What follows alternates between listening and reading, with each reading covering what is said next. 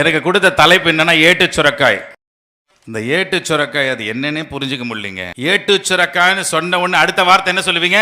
கறிக்கு உதவாது.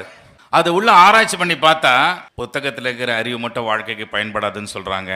அனுபவ அறிவு வேணும்னு சொல்கிறாங்க. புக்கை வாங்கிட்டு போகிறதுல பிரயோஜனம் இல்லை, அதுக்கேற்ற மாதிரி நடக்கணும்னு சொல்கிறாங்க. அதுக்கு சுரக்காய் தானே கிடச்சிது. ஏட்டு தேங்காய் கறிக்கு உதவாதுன்னு சொல்லியிருக்கலாம், ஏட்டு கத்திரிக்காய் உதவாதுன்னு சொல்லியிருக்கலாம், ஏட்டு சுண்டக்காய் வருவான்னு சொல்லியிருக்கலாம்.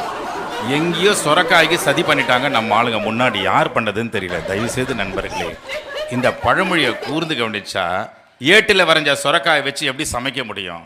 இவ்வளோ மட்டமான ஒரு சிந்தனை இருக்குமா? அப்படி இல்லாமல் திங்க் பண்ணியிருப்பாங்க. அப்படிலாம் கிடையாது. இந்த பழமொழி வந்த வேலை என்னன்னா, அது ஒரே ஒரு சதி மட்டும் பண்ணியிருக்குது. சுரக்காய்கிட்ட மனிதனை நெருங்க விடாமல் பண்ணிடுச்சு. நம்ம வாழற இந்த உடலில் இருக்கிற கறிக்கு உண்மையிலே உதவுறது இந்த சுரக்காய் தாங்க. தயவுசெய்து சுரக்காய்க்கு கைத்தட்டுங்க நண்பர்களே.